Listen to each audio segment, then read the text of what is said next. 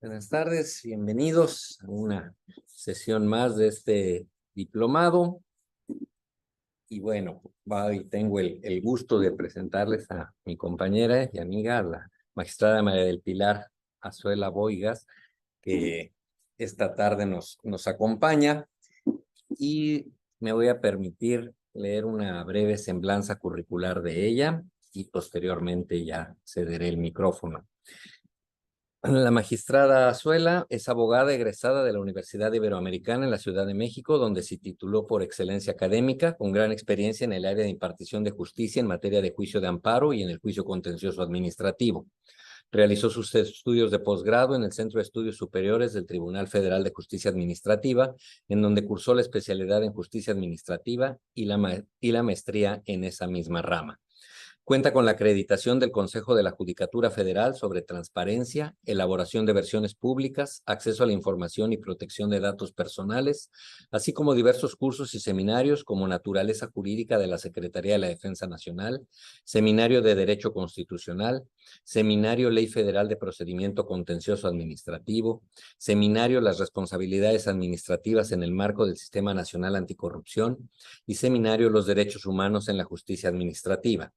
Así también ha participado como panelista en los debates desde la Judicatura con el tema Derecho Administrativo, organizado por el Instituto de la Judicatura Federal, Escuela Judicial del Poder Judicial de la Federación, Extensión Morelos. En la docencia, se desarrolló como profesora en la Preparatoria Centro Cultural Iberoamericano en Cuernavaca, Morelos, con la asignatura Derecho y temas selectos de Derecho en el año 2007. Se ha desarrollado como abogada postulante en materia administrativa y civil en 1998. Asimismo, ha sido oficial administrativa adscrita a la Sala Penal y Civil de la Suprema Corte de Justicia de la Nación en la ponencia del ministro José de Jesús Gudillo Pelayo en el año de 1999 y fue colaboradora personal del ministro de la Suprema Corte de Justicia de la Nación en los años de 2002 a 2007, cargo en el que realizó investigaciones en los tópicos de derecho fiscal, derecho administrativo sancionador, derecho constitucional y procesal constitucional, amparo y derecho administrativo. Destacó en su ejercicio profesional al prestar sus servicios en el Tercer Tribunal Colegiado del 18º Circuito, cuya sede se encuentra en Cuernavaca, Morelos, en donde ocupó los cargos de secretaria particular en la ponencia del magistrado y secretaria del tribunal del año 2008 hasta el año 2015, donde elaboró más de 300 proyectos que en su mayoría versaron en materia administrativa. A partir del 30 de abril de 2015 fue nombrada como magistrada de la Sala Regional del entonces Tribunal Federal de Justicia Fiscal y Administrativa y desde el 1 de junio de 2015 fue adscrita a la Sala Regional de Morelos y Sala Auxiliar como titular de la primera ponencia de este tribunal. Sin más preámbulo, le voy a ceder el micrófono a la magistrada Azuela y yo los veré más adelante en las sesiones que tengamos de preguntas y respuestas sobre el tema. Muy bien, Pilar, te dejo a la audiencia y me incorporo en un ratito. Perfecto, muchísimas gracias, Alberto. Pues bienvenidos a todos. Muchísimas gracias desde luego al Centro de Interpretación Jurídica que me hizo favor nuevamente de invitar este año en este diplomado del juicio contencioso administrativo. Bienvenidos a todos. Felicidades por estar cursando esta pues tan bonita materia y en un diplomado tan completo que nos explica todo lo que es el procedimiento de inicio a fin. Y además creo que es una gran ventaja el que tengan en cada uno de los módulos como profesores prácticamente todos magistrados del tribunal, quienes pues cotidianamente vemos el tema y desde mi punto de vista lo podemos explicar mejor. El tema que me toca a mí, del que me toca a mí platicarles el día de hoy, son incidentes y facultad de atracción.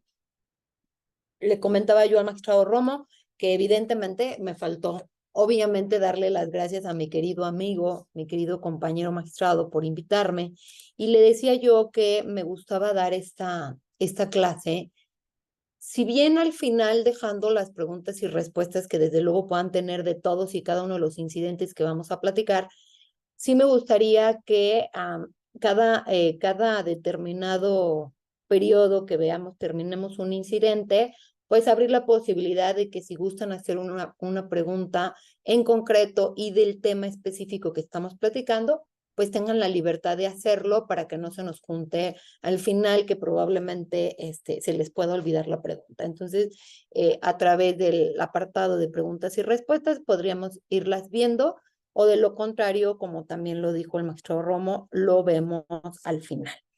Empiezo ahora sí con mi exposición. Les voy a compartir pantalla con una presentación en donde, bueno, nos puede facilitar el ir viendo estos incidentes. Empezamos, obviamente, por hablar en qué parte de nuestra ley ya debieron de haber visto en su primera sesión seguramente que pues la ley que rige todo nuestro procedimiento es la Ley Federal de Procedimiento Contencioso Administrativo, precisamente.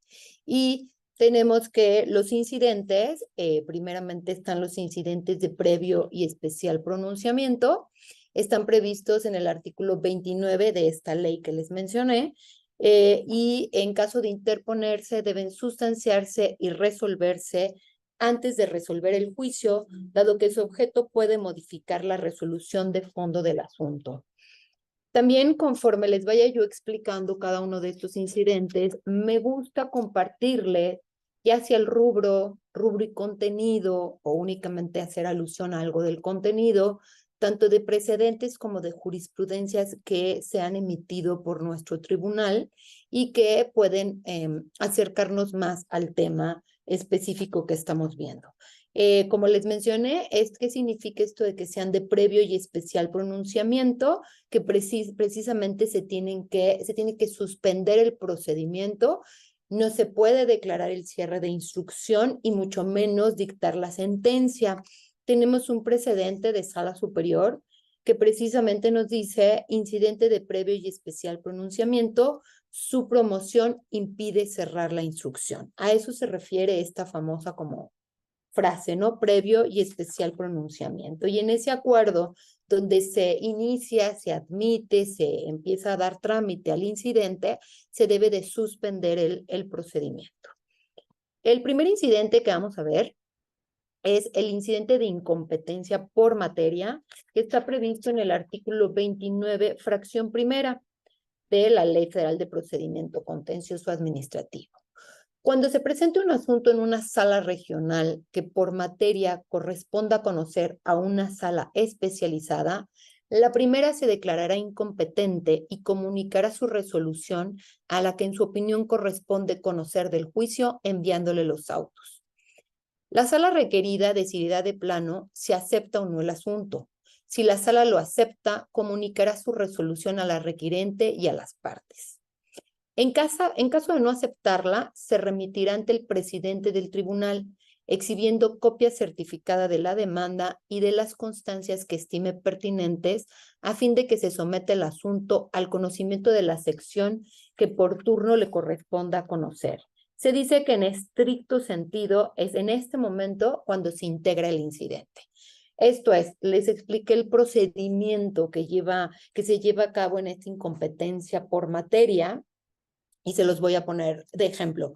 Yo me encuentro en una sala regional no especializada, es decir, una sala regional ordinaria. Ya veremos, en un poquito más adelante les voy a mencionar que, bueno, pues ya hay diversas salas especializadas en el tribunal.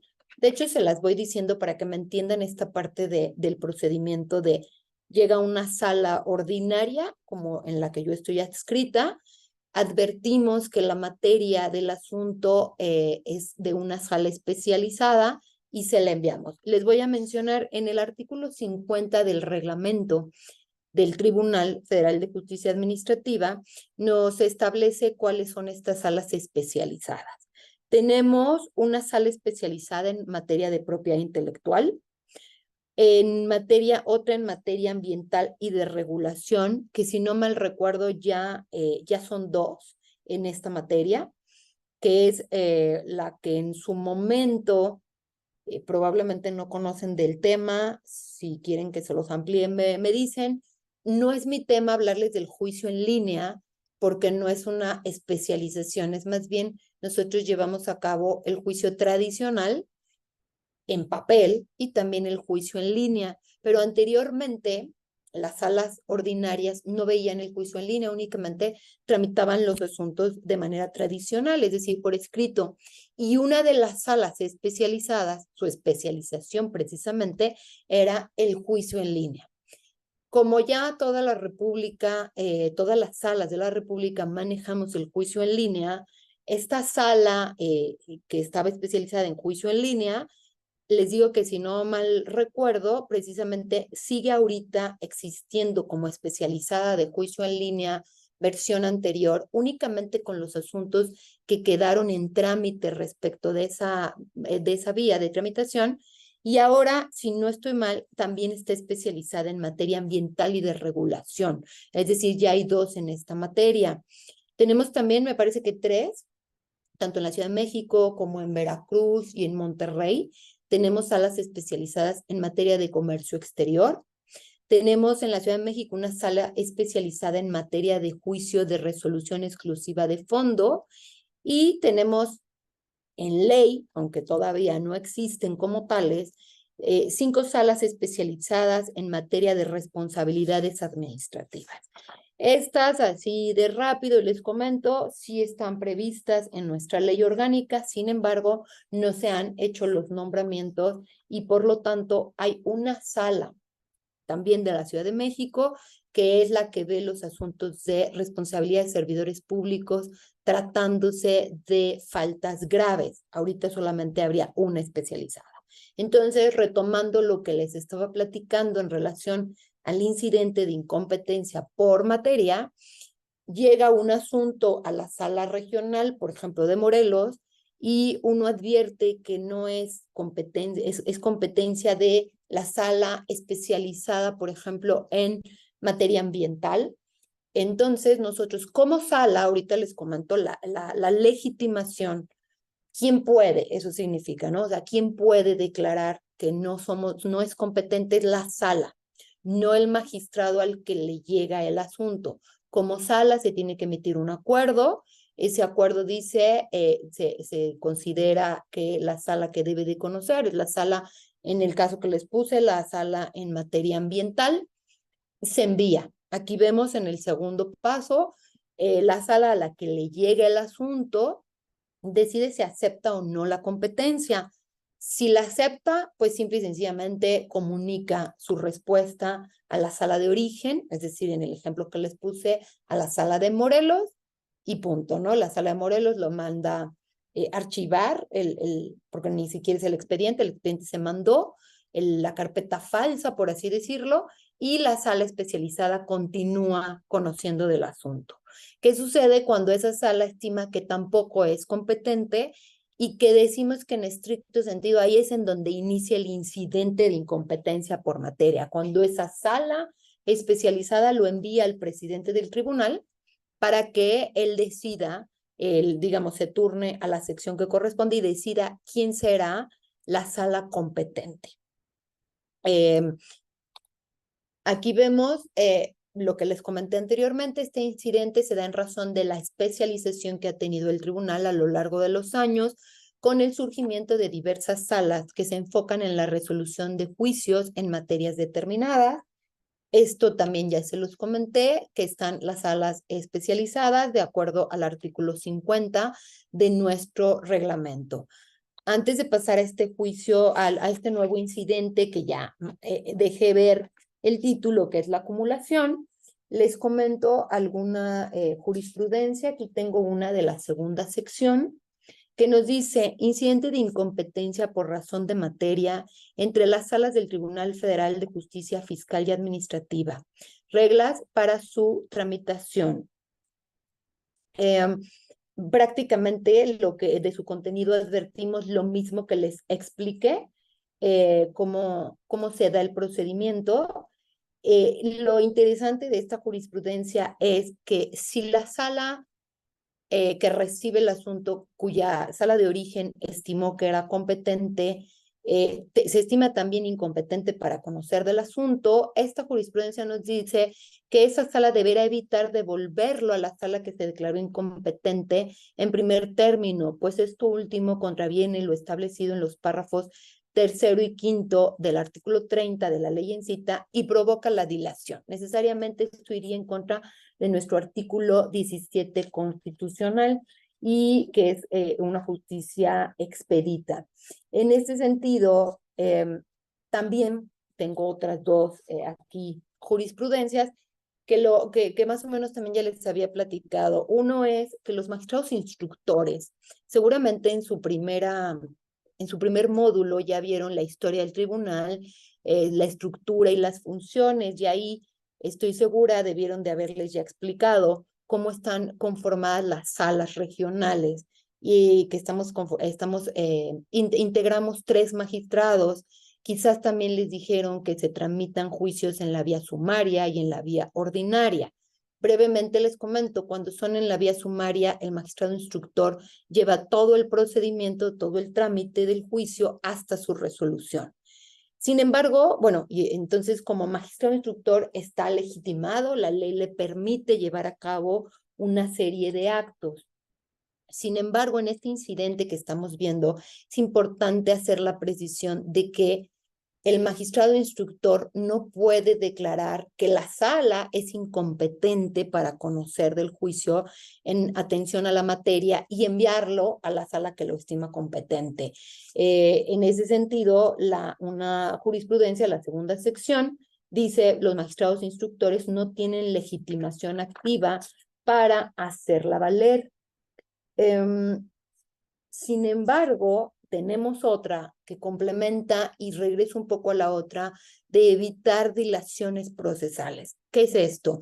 Si de manera indebida un magistrado instructor lleva a cabo este acuerdo declarando que la sala carece de competencia en razón de materia, la envía a la otra sala y esta sala también se declara incompetente y la manda al presidente del tribunal, pues aquí tenemos una que nos dice que el conflicto competencial por materia, la improcedencia de la declaratoria de incompetencia para conocer un juicio contencioso administrativo por un magistrado instructor, no impide a las secciones de la sala superior resolver la materia del conflicto suscitado. Es decir, habría que obviar, o eso sería lo idóneo, que aunque no fue lo correcto que se enviara por parte de un magistrado instructor en aras de garantizar la impartición de justicia expedita, hay que obviarlo y resolver el fondo de esa controversia, de ese conflicto competencial que se está planteando. Entonces, pues bueno, aquí acabaríamos este incidente. No sé si surja alguna duda que me la quieran compartir en el área de preguntas y respuestas. Si no veo en unos cuantos segundos que se haya formulado alguna o que me interrumpa el magistrado Romo, pues me paso al siguiente incidente. Mira, ¿si me escuchas, Pilar? Ah, Sí. tengo aquí una que mandaron, a ver, es que toca el tema, pero creo que hay que aclarar un poco, porque dice, ¿cuál es la diferencia entre interponer la incompetencia de la sala regional del tribunal como excepción en el juicio o como incidente? Creo que aquí se está refiriendo cuando la interpones como excepción, cuando estás hablando de la incompetencia, pero de la autoridad que emitió el acto impugnado. Creo que se está yendo por ahí. Sí. Diferente a la incompetencia de la sala que va como incidente. Creo que va. Exactamente, y quizás yo podría agregar que justamente este incidente se tramita es cuando le llega al asunto a la sala, no es como una excepción, todavía no se le da como oportunidad a la autoridad de contestar. Claro, se puede hacer valer, se puede advertir durante no necesariamente tiene que ser con la admisión, ¿no? Pero creo que sí la pregunta va más dirigida como a una excepción de incompetencia de la autoridad, hasta inclusive, no, bueno, porque la incompetencia territorial también es un incidente, entonces en realidad no sería una excepción, por eso es que se le llama incidente y no excepción que haga valer las partes. Exacto. No sé si por ahí. Sí, yo creo que es la distinción de la confusión que hay que, si alegar la incompetencia de la autoridad que emite el acto impugnado, eso es una cuestión dentro del juicio y otra cuestión es el incidente en contra de cuando se considere que la sala que está resolviendo no Exacto. la compete. Exactamente, o sea, aquí estamos hablando de la competencia de la propia sala ante quien se promueve el juicio de nulidad, si es competente o no. Ese sería como, incluso aquí me olvidé comentar que no nada más se puede dar este incidente, digamos, vía sala ordinaria a una sala especializada. También podría darse el caso que se presente un juicio en una sala de estas especializadas que les comenté y se advierta por esa sala especializada que a quien le corresponde conocer es a una sala ordinaria y la mandará, ahí sí, en razón, tampoco corresponde a este curso, pero en razón del domicilio del actor. Entonces, también sucede a la inversa, puede suceder que una sala especializada la mande a una sala ordinaria, en este caso, por ejemplo, Morelos, y Morelos acepte la competencia o estime que tampoco, que también carece de competencia y lo manda al presidente del tribunal, en donde ahí es donde inicia propiamente el incidente. No sé si con esto haya quedado un poquito más claro, Sí. Alberto. Yo creo que muy bien. Si quieres, pasamos al siguiente. Perfecto. Entonces, nos vamos al que ya les había yo dejado un poco ver el título, que es la acumulación de juicios. Eh, déjenme. La acumulación de juicios también está prevista en el artículo 29, que ya les había comentado, en la fracción 2, y tenemos tres hipótesis de cuando se presenta la acumulación de juicio. La primera es cuando las partes sean las mismas y se invoquen idénticos agravios. Por ejemplo, cuando se impugnan dos boletas de infracción diferentes, pero el actor es el mismo y sus agravios son idénticos. Eso podría ser un ejemplo. Aquí les puse, ojo, tiene que ser las partes las mismas e idénticos los agravios, pero no puede ser el mismo acto impugnado. Si fuera el mismo acto impugnado, en todo caso, lo que se actualizaría ahí es la fracción quinta del artículo 8 de nuestra ley, que es la improcedencia del juicio. ¿Por qué? Porque si tu acto impugnado es el mismo, por lo tanto, se actualiza el que ese acto ya fue impugnado previamente ante el tribunal. Entonces, tienen que ser las partes las mismas, se invocan idénticos agravios. Y les pongo el ejemplo de las multas, ¿no? Las infracciones de tránsito. La fracción 2 nos dice que aun siendo diferentes las partes e invocándose distintos agravios, aquí sí, el acto impugnado sea uno mismo o se impugnen varias partes del mismo acto. Un caso, por ejemplo, sería en el caso de responsabilidad de servidores públicos. Es muy común que las autoridades emitan una sola sentencia, pero en donde están sancionando a diversos servidores públicos. Entonces, si se fijan, pues son diferentes los actores, van a ser diferentes las partes y sus agravios pueden ser diferentes. Cada uno puede impugnar lo que en la resolución les afecta, pero la resolución impugnada es una misma y por lo tanto procede la acumulación.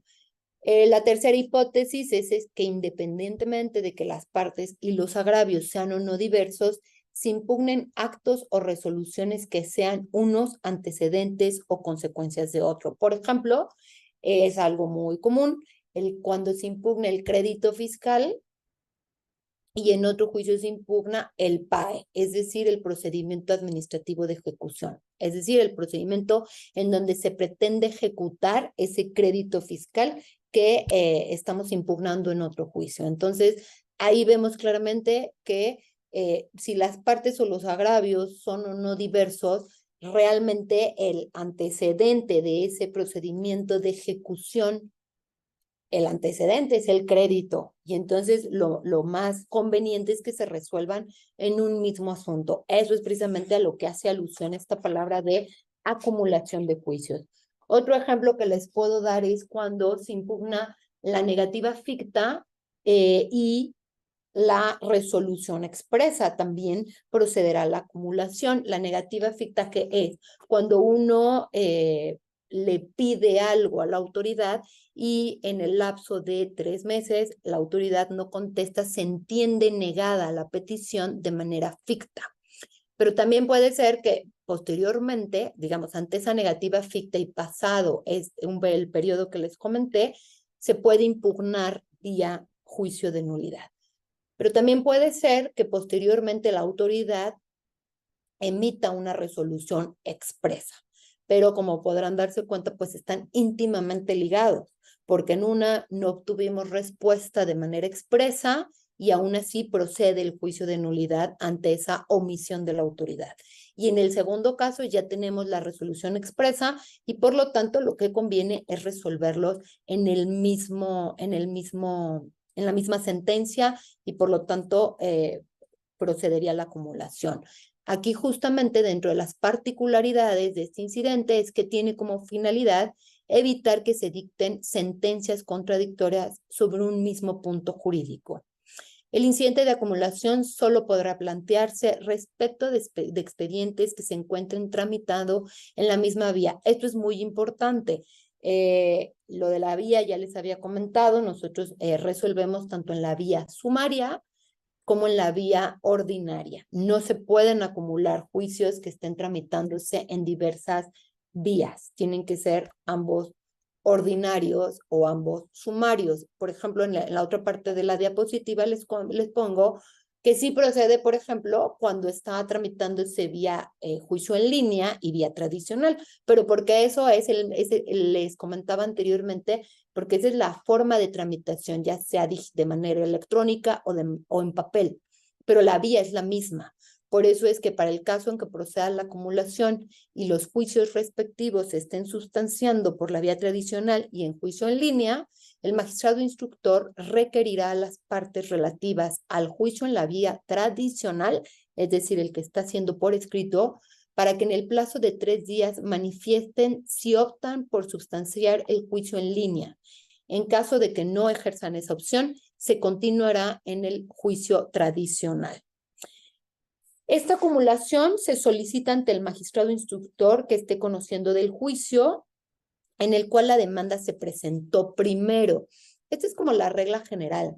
Realmente también se puede solicitar en el juicio que se está presentando por segunda vez. Realmente, o bueno, yo en la práctica lo he visto y se les da trámite. También la acumulación se puede tramitar de oficio.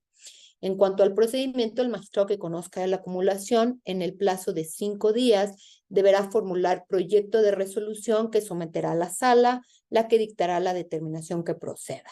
Aquí es importante precisar, como pudimos, me regreso un poco al incidente por materia. Si bien se denomina incidente, les comenté que esto se hace mediante un acuerdo de sala. Como tal, no hay una como resolución, sino es un acuerdo simplemente de sala en donde se declara incompetente y se envía a la sala que se estima competente. Propiamente, cuando existe una resolución, es la que emite la sección de sala superior determinando cuál es la sala que se estima competente, pero en realidad si no llega a resolverse allá y la sala se estima competente, la sala especializada o la sala ordinaria, todo queda en acuerdo de sala. En la acumulación sí vamos a encontrarnos con una resolución que se dicta por parte de los 3 magistrados y este es el trámite de la acumulación, el que les acabo de repetir, pero sí quería hacer la distinción que a veces sí hay resolución en los incidentes, resolución como tal, digamos, ¿no? Con esa estructura y a veces será únicamente un acuerdo, no por ello dejará de ser un incidente. Ese es por cuanto a la acumulación. Tenemos aquí una jurisprudencia, la primera sección. No les leo toda la jurisprudencia, únicamente su título, que es acumulación. Su efecto es que los asuntos se resuelvan en una sola sentencia. Esa es la intención. Y que realmente yo diría no le debemos de tener en la práctica miedo, ¿no? Por cuestión de, es que van a ser 2, 3 o 4 asuntos, ¿no? Al final del día hay que atender a la finalidad de este incidente, que es evitar sentencias contradictorias, ¿no? Al final, si son 2, 3 asuntos que va a tener un solo magistrado ponente, un solo secretario para hacer el proyecto, veámoslo como tiempo invertido, ¿no? Al final, y en aras de proteger al ciudadano, obtener una sentencia en una misma respuesta, y no arriesgarnos a que si no se advierten estas hipótesis que están contempladas en este artículo, se pueda llegar a cuestiones contradictorias. Hasta aquí acabamos el incidente de acumulación, y nuevamente le pido la ayuda a mi querido amigo si hay alguna pregunta o podemos continuar.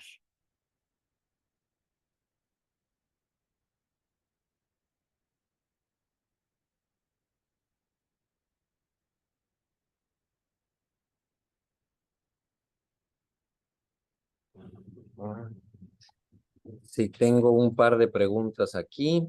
La primera dice, ¿sería válido, esto está interesante, ¿eh? ¿Sería válido reconducir la vía para poder acumular juicios que se llevaban en distinta vía? Pues siempre y cuando procede esa reconducción de la vía, porque si nada más digo, al final con la última reforma, ya no sé si es la última, a nuestra ley, efectivamente el magistrado en cualquier etapa del procedimiento puede reconducir la vía. Es decir, si se advierte que la cuantía era menor a la que se había tomado en consideración al principio, pues podemos decir es sumaria, o por ejemplo, ocurre comúnmente cuando, a pesar de que la cuantía haría que el juicio se tramitara vía sumaria, hay una carga adicional, pues eso ya no procedería a la vía sumaria y tendría que ser ordinaria. Cuando se advierte que, híjole, no nos dimos cuenta que están impugnando también una ley o decreto, y eso hace que ya, aunque la cuantía sea para la vía sumaria, la tengamos que reconducir, pues eso no implica, o sea, el hecho de que tengamos esa facultad no implica que para forzar y que proceda una acumulación, vamos a reconducir la vía. Yo la respuesta que daría es, no tanto para que proceda la acumulación, sino si la vía que en la que se está tramitando es la incorrecta, pues entonces sí hay que reconducir, pero no tanto para hacer procedente la acumulación. Esa será como la vía de consecuencia, ¿no? Si eso hace que proceda, pero lo principal sería que deben de tramitarse en la vía correcta. Muy bien. Aquí tengo otra, a ver si me ayudas a entenderla. Dice, ¿es posible acumular una demanda a un juicio en que ya se celebró la audiencia para no llevar dos juicios por cuerda separada y la ampliación ya no es posible? No me queda Le muy estamos claro. hablando como de otro juicio, ¿no? Porque en realidad nosotros pues no tenemos audiencia. Sí, o si llegara a haber alguna que prueba que se desahogara en audiencia, de todos modos no marca un periodo, o sea, realmente, como tú decías, el tema está en si ya se determinó el cierre o no de la instrucción, más que la Exacto. audiencia. O sea, quizás sí podría yo decir esta pregunta, mientras no se haya llevado a cabo el cierre de instrucción, eso es bien importante que no lo hice notar. Sí, ya nos aclara el compañero que se estaba refiriendo al cierre de instrucción. Exactamente. No, o sea, si ya se cerró la instrucción, ya no procede la acumulación. Y la verdad es que ahí yo en la práctica lo que digo es, bueno, estar muy al pendiente del asunto, porque al final de verdad yo creo que sí es sumamente grave que se resuelvan cuestiones contradictorias en la misma sala, pero sí pudiera ser que si en su momento pudo haber sido procedente la acumulación, pero resulta que el juicio en donde se presentó primero la demanda ya cerró la instrucción, y advertimos en el segundo, otra ponencia, en el segundo juicio, pues que sí procedía, pues no podemos hacer ya nada mientras esté cerrada la instrucción. Entonces lo único que yo ahí sugeriría, o en la práctica lo vemos, es, bueno, ya no procedió la acumulación, pero al menos hay que resolverlos en el mismo sentido, ¿no? Obviamente el que va más atrás, porque ese no ha cerrado la instrucción, pues va a ir como siguiendo, ¿no? La manera en cómo se resuelva el otro. Pero sí, si la pregunta era, ¿se puede acumular a uno en donde ya se haya cerrado la instrucción en lugar de haberse celebrado la audiencia como estaba formulada originalmente? La respuesta es no. Sí, sí, lo que yo he visto en la práctica a veces el que va más avanzado es, por decir algo, el que es contra el procedimiento administrativo de ejecución y estás contra la determinante más atrasado, que es el que se tendría que resolver primero. Lo que sí he visto es que ya, si ya cerró, ya no puedes acumular, pero he visto que sacan un acuerdo donde se reserva la emisión de la sentencia hasta que el otro se resuelva, porque ahí sí, ni modo que acabes declarando la validez de un procedimiento de cobro que a lo mejor se acaba cayendo el crédito en el otro. Claro, claro, claro, pero lo importante sobre todo es que se detecte, ¿no? Que O sea, se que se detecten, claro. detecte que efectivamente ahí está y pues normalmente van a estar en la misma sala, pero también pudiera ser que no También caigan pudiera en la ser que misma sala y entonces, pues de que puede suceder, creo, de que se cometa por ahí algún error, porque además, pues bueno, nuestros compañeros igual no están muy enterados de esto, pero contamos con un sistema en donde el famoso ZigZag, pero que no podemos ver lo que resuelven en otras salas, ni siquiera los juicios. De hecho, las partes, quienes del grupo sean litigantes, sabrán que ahora sí que las partes son tanto la parte actora como la autoridad que nos tienen que decir, oye, es que ya había un juicio en tal sala y ofrecerlo como prueba y nosotros ahí hay criterios, por lo que he visto, diversos en los magistrados que integramos el tribunal, quienes obligan a las partes a llegarse de esa prueba, de ese juicio, y hay quienes al nada más mencionarnos la existencia, se lo solicitamos a la sala, pero bueno, es un problema el que no podamos nosotros mismos acceder a ese sistema y ver precisamente para que no pudiera suceder lo que ahorita comentas, ¿no? Alberto, que el PAE esté en teoría no debería, porque las promueven en el, en el domicilio del actor, no podría, pero pues en el peor escenario, pues sí podría. En el mejor, ese. Incluso yo he visto que se reservan y hasta pues, suspenden en un acuerdito, ¿no? Suspenden el procedimiento para efectos de que por cuestiones estadísticas no parezca que se está como retrasando el dictado de la sentencia del asunto, por ejemplo, del PAE, ¿no? Del procedimiento de ejecución. No sé la verdad qué tan válido es esa suspensión.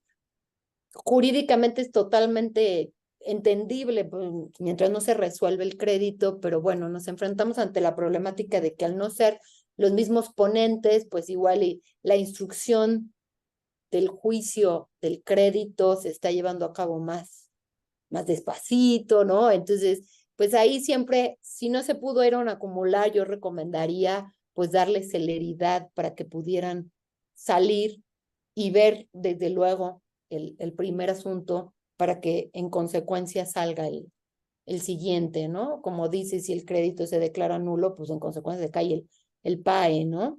claro. Ok, ok. A ver, este está. Dice, tratándose de negativa ficta, ¿qué pasa si por X razón no se acumulan y no hay los mismos conceptos de impugnación, por lo que no se puede resolver en el mismo sentido?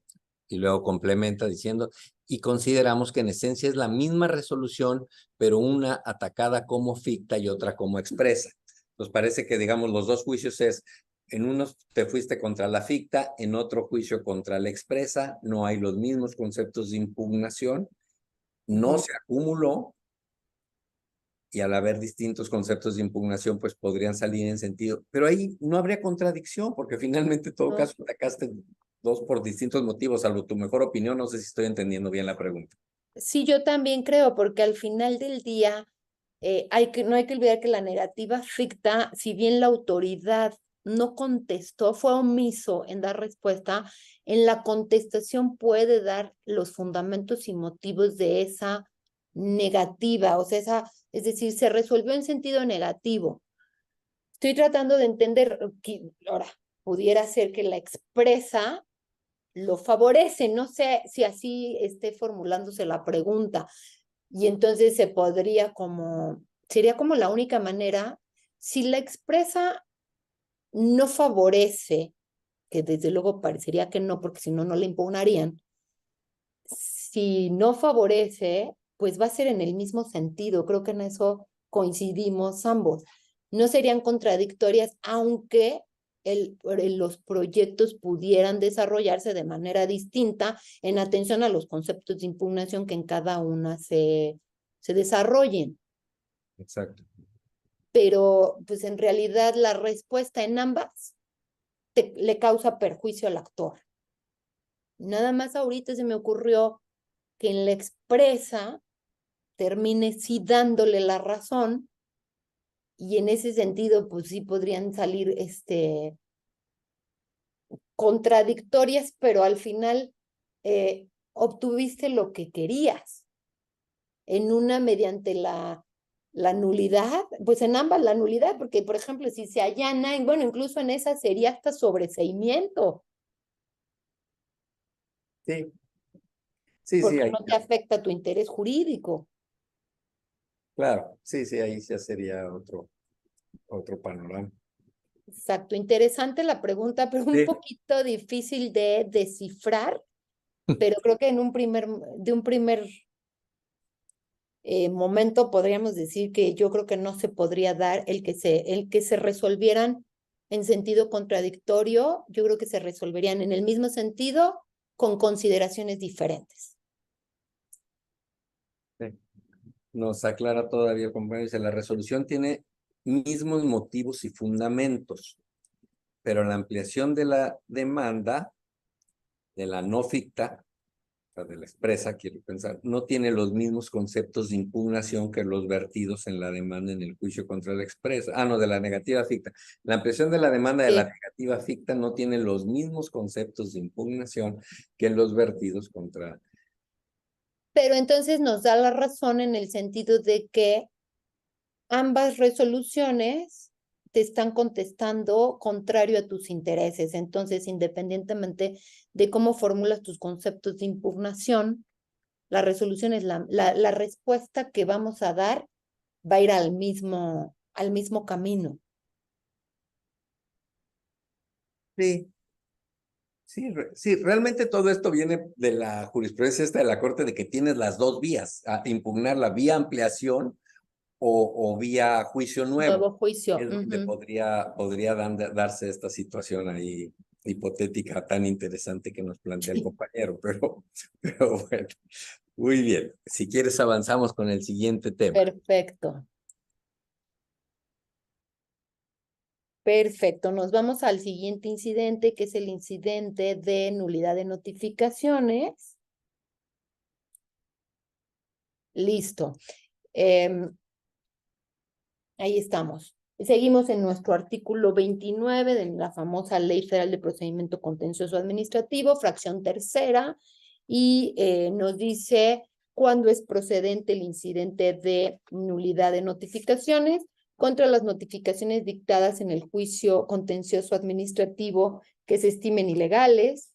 Se interpondrá durante los 5 días siguientes a aquel en que se manifieste que se tuvo conocimiento de la notificación tildada de ilegal.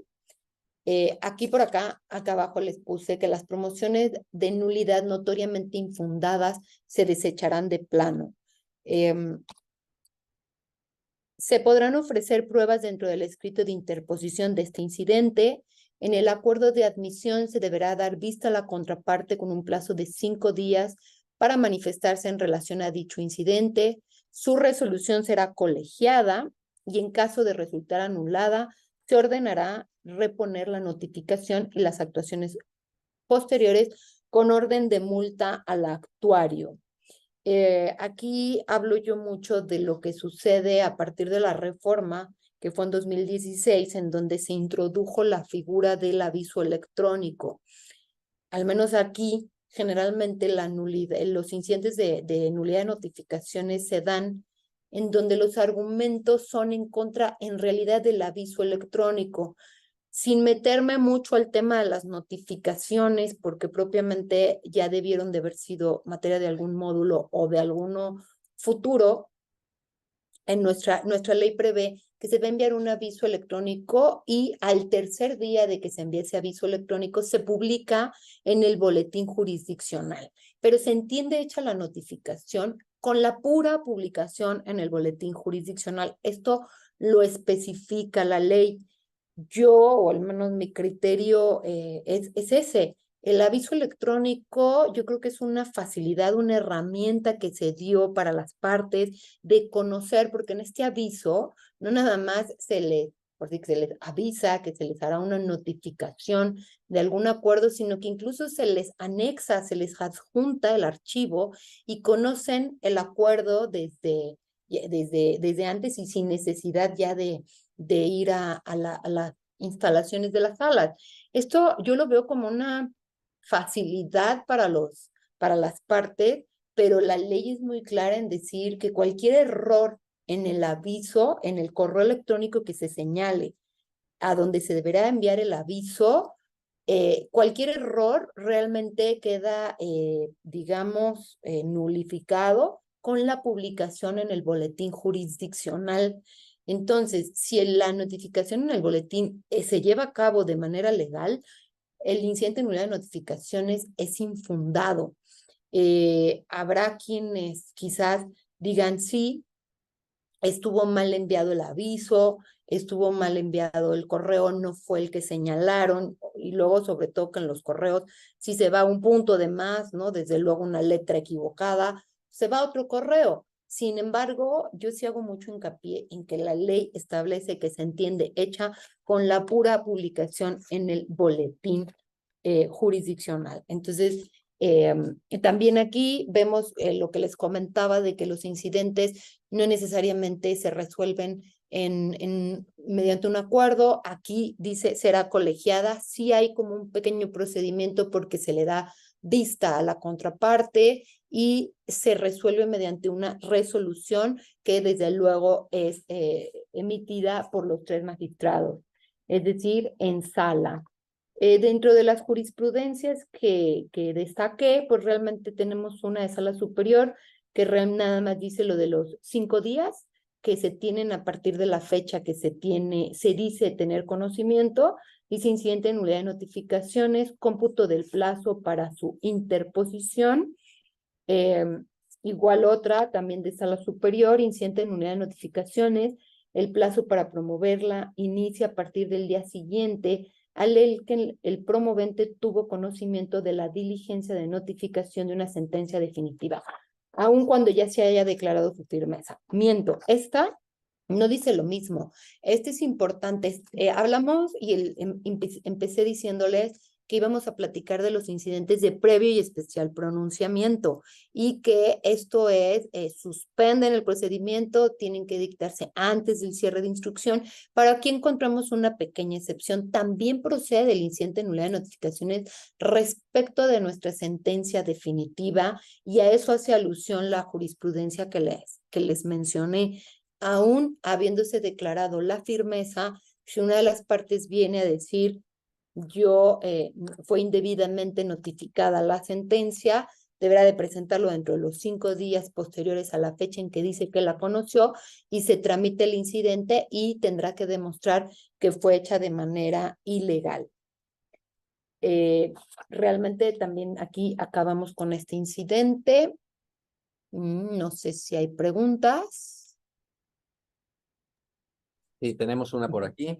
Dice, en el caso de que no le hubiera llegado a la parte actora el aviso electrónico y tampoco se hubiera realizado un resumen completo de los puntos trascendentes del acuerdo conforme lo señala la ley, ¿procede un incidente de nulidad de notificaciones? Y en caso de que lo resuelva de forma desfavorable, ¿hay alguna instancia a la que se pueda acudir? Bueno, aquí finalmente la respuesta para mí sería lo mismo en cuanto a, bueno, no, tiene varias connotaciones, muy acertada la verdad la pregunta. Uno, vuelvo yo a lo mismo, no le llegó el aviso electrónico, pero sí se notificó de manera correcta en el boletín jurisdiccional. para mí sí sería procedente, porque una cosa es la procedencia y otra sería lo fundado o infundado del incidente.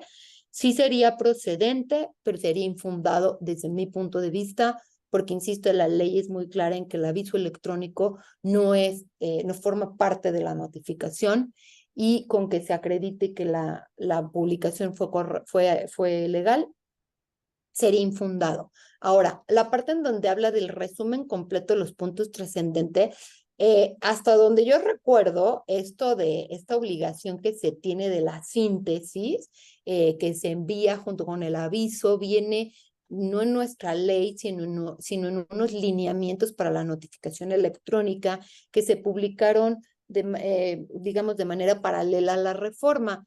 Y yo en este punto diría que tampoco para mí sería motivo suficiente para declararla fundada. No encontraría el sustento jurídico para declararla fundada, pero lo que sí es que en esos lineamientos sí se establecen las reglas que han de seguirse para hacer esa síntesis de tanto de acuerdos como de sentencias, y se puede incurrir en responsabilidad, pero eso ya sería una cuestión como interna, no tanto que lo puedan hacer valer dentro del procedimiento. Y finalmente, creo, para atender a la pregunta en su totalidad, es en caso de que se resuelva de manera desfavorable un incidente de nulidad de notificaciones, si hay alguna instancia. Si no estoy mal, dentro de nuestro juicio no, pero como siempre, el amparo es nuestra herramienta defensora por excelencia, siempre lo voy a decir y muchos coincidirán probablemente conmigo, y desde luego que yo creo que en contra de esta resolución desfavorable del incidente de nulidad de notificaciones siempre tendrán la posibilidad de interponer un amparo indirecto.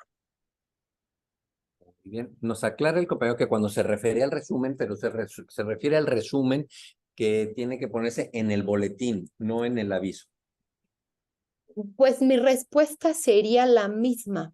No encuentro fundamento para que ese resumen, insisto, eso sería ya incluso elementos de responsabilidad tanto para el secretario como para el magistrado del asunto, pero no para hacer fundado un incidente de nulidad de notificación. Muy bien.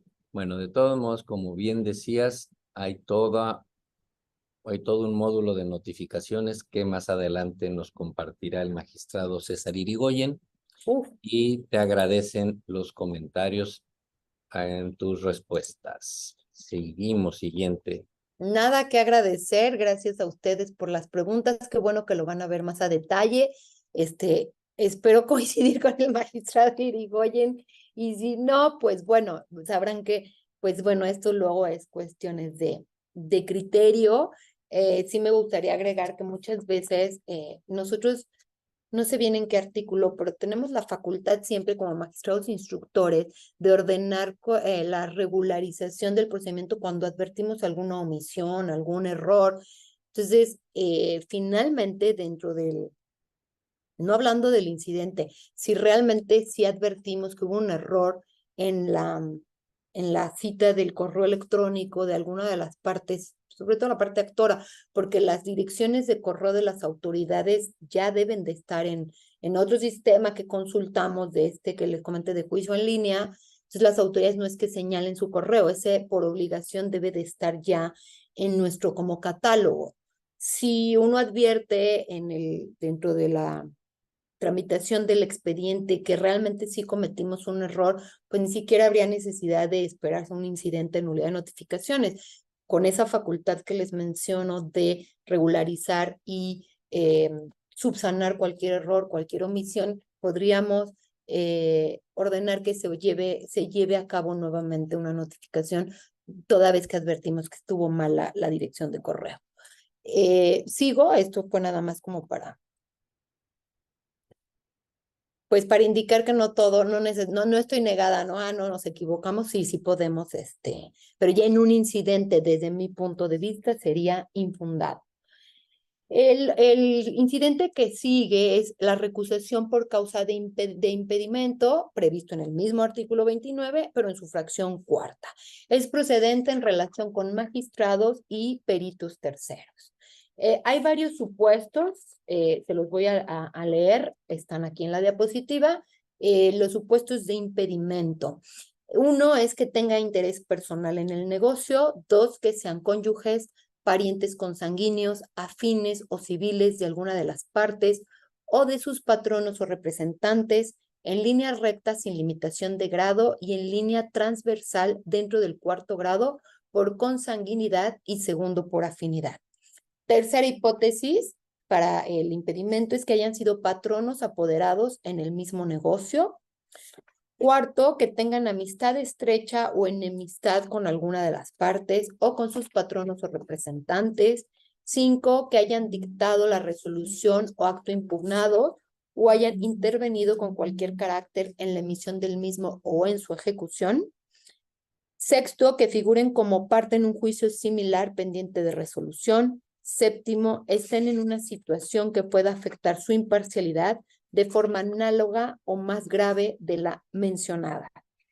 Aquí siempre me gusta comentarles que, bueno, las partes son quienes pueden recusar a los magistrados y a los peritos, pero evidentemente que el magistrado también puede estimarse impedido por las mismas, esto está previsto en el artículo 29, perdón, en el 11 y 12 de nuestra ley federal, finalmente viene de esta lista que les leí, pero lo que quiero yo decirles con esto es que este no sería un incidente. El incidente es el que estamos viendo ahorita, en donde las partes son quienes recusan al magistrado o al perito, pero el magistrado se puede declarar impedido. De todas maneras, eso tiene, ahorita vamos a ver el procedimiento, cómo se lleva a cabo. No nada más uno se puede declarar impedido por una de esas causales, sino que se tiene que someter al presidente de la sección, aquí les pongo, o de la sala cuando se trata de peritos. Se promoverá mediante escrito que se presente en la sala o sección en la que se haya escrito el magistrado de que se trate, esto tratándose de recusación de magistrado, no de perito, acompañando las pruebas que se ofrezcan. Será el presidente de la sección o de la sala dentro de los 5 días siguientes quien enviará al presidente del tribunal el escrito de recusación junto con un informe que el magistrado recusado debe rendir a fin de que se someta el asunto al conocimiento del pleno. A eso me refería yo, de que cuando el magistrado se declara, se estima que está impedido, tampoco es una declaratoria unilateral, sino que la tiene que someter a este mismo procedimiento enviándola al presidente del tribunal. En caso de que no se rinda el informe, se presumirá cierto el impedimento. Si el pleno del tribunal considera fundada la recusación, el magistrado de la sala regional será sustituido en los términos de la ley orgánica de nuestro tribunal. Esto es, que el asunto será resuelto por el primer secretario de acuerdos. Yo no sé si cuando les dieron en su primer módulo la estructura, que ya más o menos les había tocado el tema en cuanto a que les hayan explicado que estamos las salas integradas por 3 magistrados. No sé si dentro de esa explicación les dijeron que cada ponencia tiene en algunos casos 2 secretarios, en algunos 3, en algunos 4, pero siempre hay un primer secretario o secretario A que tiene prácticamente los mismos requisitos que el magistrado, precisamente para poderlo sustituir ante faltas temporales o precisamente, por ejemplo, en cuando se declara fundada la recusación, tendrá que resolver el primer secretario en lugar del magistrado que se declara impedido. Si se trata de un magistrado de sala superior, ahí únicamente lo que sucede es que se debe de abstener de conocer el asunto. Si es el ponente, será sustituido. Los magistrados que conozcan de una recusación son irrecusables para ese solo efecto. Ahora, ¿cómo se lleva a cabo la recusación del perito? Se promueve ante el magistrado instructor dentro de los 6 días siguientes a la fecha en que surta efectos la notificación del acuerdo por el que se le designe. El instructor pedirá al perito recusado que rinda un informe dentro de los 3 días siguientes. A falta de informe, se presumirá cierto el impedimento. Si la sala encuentra fundada la recusación, sustituirá al perito. Como pueden ver, cuando se trata de la recusación de un magistrado, interviene Sala Superior a través de sus secciones. Si se trata de una recusación de perito, esto se puede llevar a cabo dentro de la propia sala. Creo que esto ya les dije, la falta de informe. A falta de informe se presumirá cierto el impedimento y se sustituirá al perito. Hay un precedente de Sala Superior que es, bueno, un poco obvio, pero aún así se los comento. ¿Qué pasa cuando hay cambio de adscripción de un magistrado recusado? Evidentemente, y digamos que en el periodo en el que llegó el asunto a Sala Superior, en lo que se determina si es fundado o no ese impedimento y cambian de adscripción al magistrado, ese incidente se declara sin materia, porque evidentemente, pues, al ya moverse de adscripción al magistrado, pues ya no conocerá del asunto y ya no habrá problema alguno. No sé si hasta aquí hay algo de preguntas. También yo ya vi dónde. Y a veces, el señalar que uno de los litigantes fue compañero en la carrera de un posgrado con relación a un magistrado, ¿es motivo de recusación? Pues yo diría que no. En realidad, híjole, en este tema, yo siempre digo dentro de los principios que debe de contar todo juzgador, es la objetividad y la imparcialidad. Y en estricto sentido, desde mi punto de vista, yo creo que incluso con familiares, estrictamente uno debería de mantener la objetividad y la imparcialidad. Sin embargo, bueno, pues somos seres humanos y entonces la ley sí prevé hipótesis en las que, sin dudar, ¿no? Que muchos podamos mantener esos principios, pues sí lo prevé como, bueno, ahí se presume que no vas a tener esa objetividad ni esa imparcialidad. Pero este ejemplo que nos pone el compañero específicamente, pues no, realmente pues no estaría en la más similar sería la primera, ¿no? Amistad, pero el hecho de ser compañeros, pues imagínense en cuántas, sobre todo, por ejemplo, en los lugares pequeños, ¿no?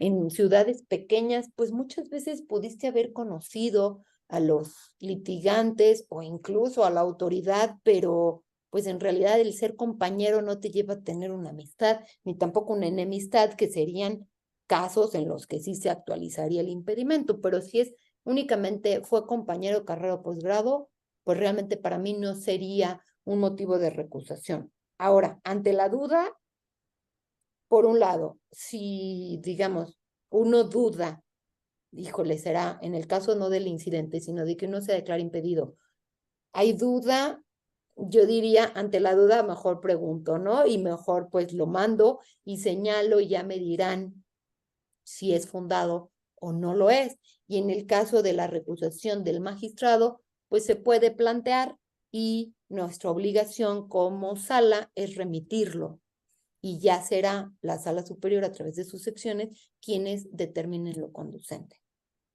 Claro. Sí, sí, porque finalmente el punto está en eso, como dices, la amistad o enemistad, o sea, el ánimo con el que vas a juzgar con una perspectiva de ver cómo le das la razón o vas a juzgar con una perspectiva de ver cómo lo perjudicas, pues desde luego entonces estás impedido. Pero si el hecho de que lo conozcas no te genera ninguno de esos sentimientos y vas a poder juzgar con total independencia, pues creo que no se daría. Bien, de acuerdo Exactamente, por la pero pues al siguiente final mejor pregunta. preguntas, ¿no? O sea, Claro, sí, te mejor curas te lo esa digo un duda. tercero. Sí, y te lo digo porque pues ahorita viene una pregunta que dice, ¿y si el magistrado instructor fue empleado de la autoridad demandada?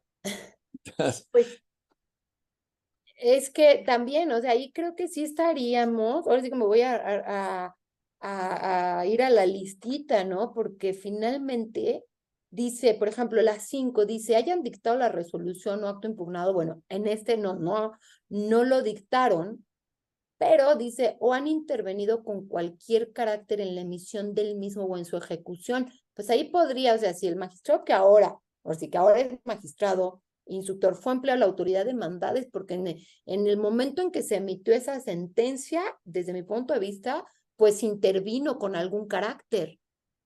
Podría para mí encuadrarse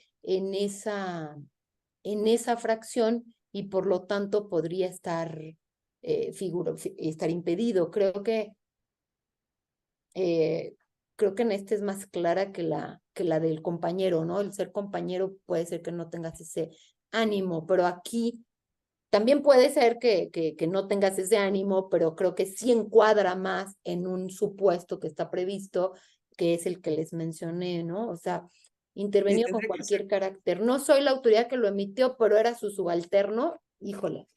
Claro, pero es muy casuístico, porque como dices, siempre y cuando sea, eras empleado en la época en la que se emitió y Exacto. aparte si tuviste alguna intervención, porque si no realmente eso afectaría casi, hay muchos magistrados que vienen de haber Claro, estado, por ejemplo, en el SAT o en sí. Procuraduría Fiscal o cuestiones así, entonces ¿Lo parecería podrían que por resolver? haber estado va a haber un ánimo de beneficiar a su antiguo empleador, pues difícil. O los que venimos de que habíamos estado litigando, es como pensar que si es un magistrado que trae un antecedente de litigio, entonces vamos a estar a favor del particular, pues Exacto, no, ¿no? es demasiado general, o sea, cada Sí. caso habría que verlo, o sea, para poder saber. Exacto, y por eso es que yo digo que si uno de los dos de los principios básicos para un impartidor de justicia es la objetividad y la imparcialidad, siendo muy exagerada de verdad, o sea, aún siendo familiares, aún siendo amigos, o sea, no debe uno de juzgar con ese ánimo, siempre ante todo debe de haber esa objetividad, ¿no? Entonces, efectivamente, como bien lo dices, pues es muy casuístico y efectivamente en esta pregunta tendría que haber sido en ese momento de, digamos, el subalterno de la autoridad que emitió la sentencia, pero en ese momento. Si no, pues entonces no podríamos conocer en muchos casos, ¿no? Así es.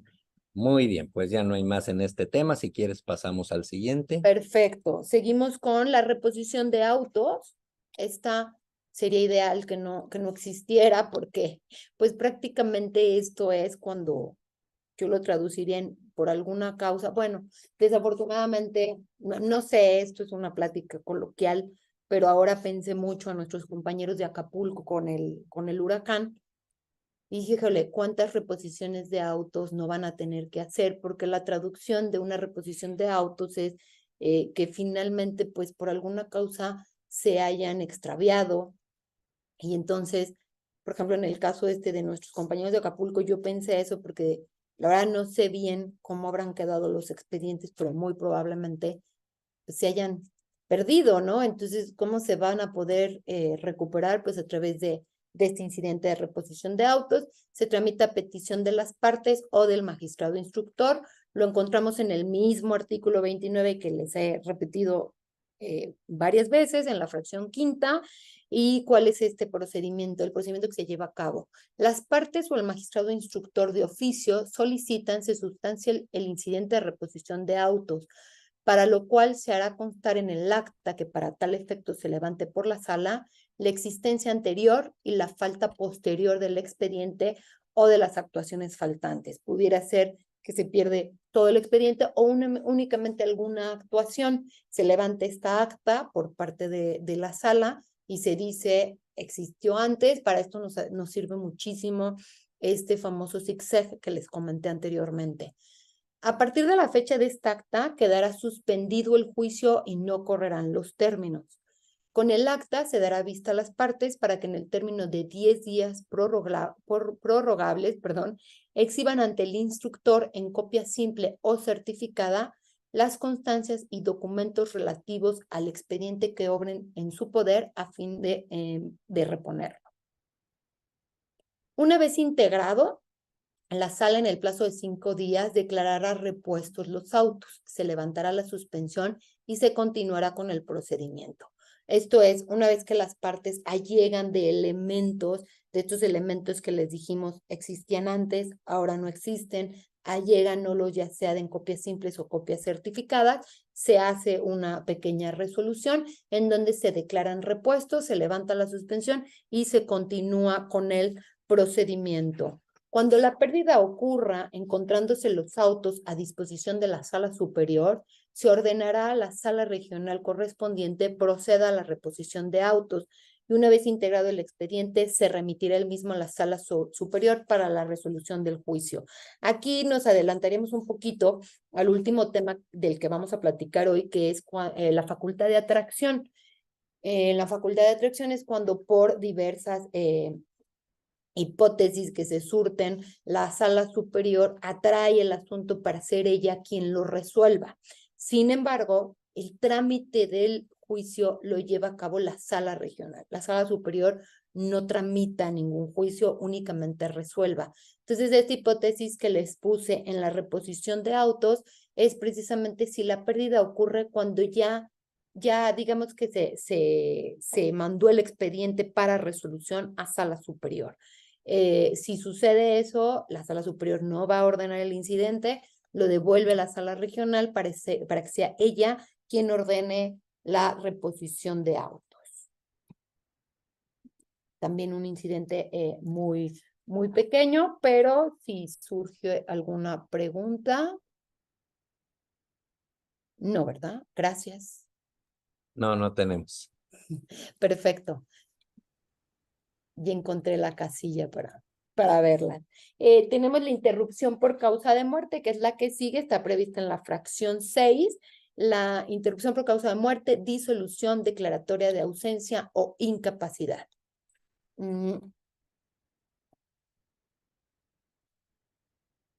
Perdónenme, ahí está. La interrupción del juicio por causa de muerte durará como máximo, bueno, disolución, incapacidad o declaratoria de ausencia, durará como máximo 1 año. El procedimiento es el siguiente. Primero, será decretada por el magistrado instructor a partir de la fecha en que ésta tenga conocimiento de la existencia de alguno de los supuestos que la actualizan. Segundo, si transcurrido el plazo máximo, 1 año de interrupción, no comparece el albacea, el representante legal o el tutor, la sala ordenará la reanudación del juicio, ordenando que todas las notificaciones se efectúen por lista al representante de la sucesión, de la sociedad en disolución, del ausente o del incapaz, según sea el caso. Porque si compareció, finalmente se puede hacer al domicilio que señalen, que actualmente, bueno, pues todo eso ya es por boletín jurisdiccional y lo entenderán mejor cuando vean el tema de la notificación. Si bien el incidente, esto es muy importante, todo esto que les comenté cuando hablamos del incidente en unidad de notificaciones, les dije que si bien habíamos dicho que eran de previo y especial pronunciamiento, es decir, previo al dictado de la resolución, incluso al cierre de instrucción, en el incidente de la unidad de notificaciones hablamos de que se podía presentar en contra de la sentencia definitiva.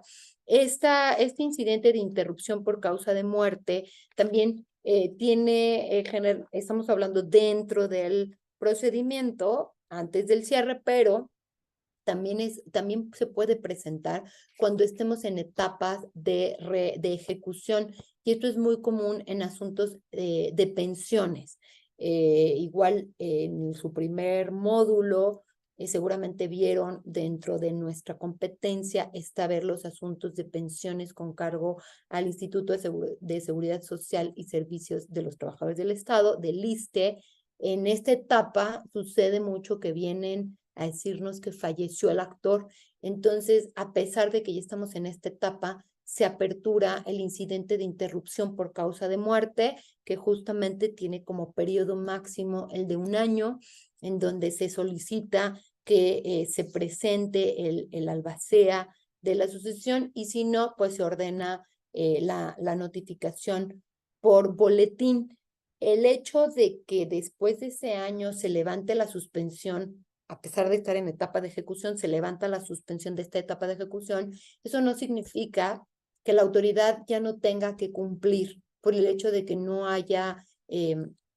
se haya personado el albacea o representante de la sucesión. La consecuencia es la que les comento en cuanto a la notificación, pero nosotros, de conformidad con nuestra obligación de verificar el cumplimiento de nuestras sentencias, específicamente en estas materias, en la materia de pensiones que les estoy comentando, que es cuando se da más esto de que mueren, tiene que seguir la ejecución hasta que el ISSSTE cumpla con la misma. Entonces, pues bueno, aquí les comento que existe esta excepción que se da una vez que ya se ha dictado la sentencia. Antes de empezar, de hablarles,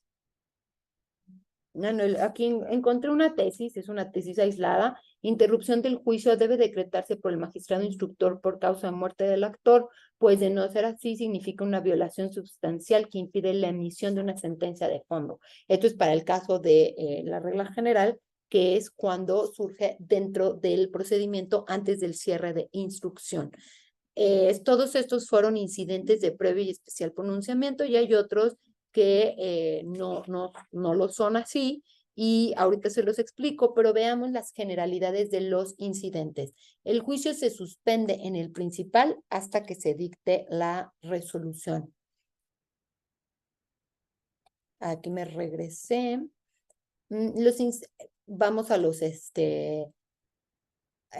incidentes de incompetencia por materia, el de acumulación y la recusación por causa de impedimento, son 3 de los que les expliqué anteriormente, podrán promoverse hasta antes de que quede cerrada la instrucción en los términos del artículo 47. Justamente no viene en la hipótesis la nulidad de notificaciones, porque ya vimos que eso puede suceder en contra de la sentencia, es decir, ya habiendo quedado cerrada la instrucción y habiéndose emitido la sentencia.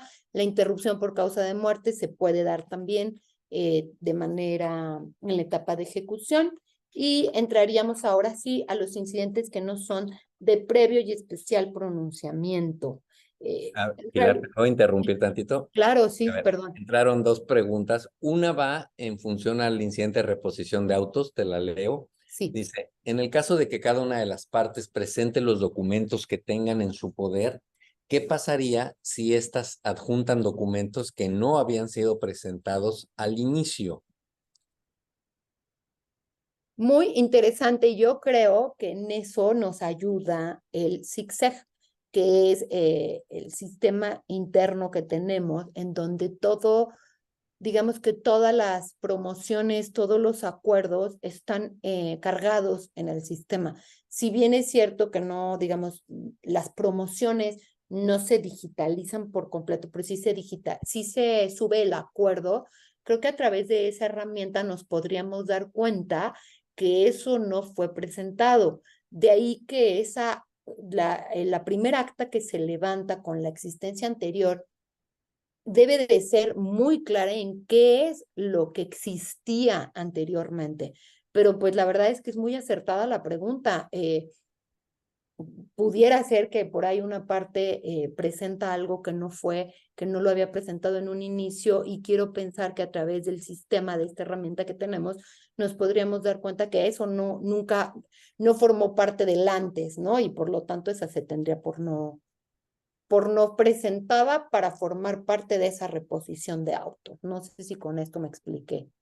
Sí, sí, yo creo que el zigzag es ahí la herramienta importante. La otra es también que aquí se agiganta el trabajo del oficial de partes, porque a la hora que te presentan una promoción normalmente se describen y desglosan los anexos. Y Exacto. entonces, como obviamente presentarán en un momento dado su promoción y ahí va a venir con qué anexo se presentó, es fácil cuadrar si realmente son los que se mencionan o no.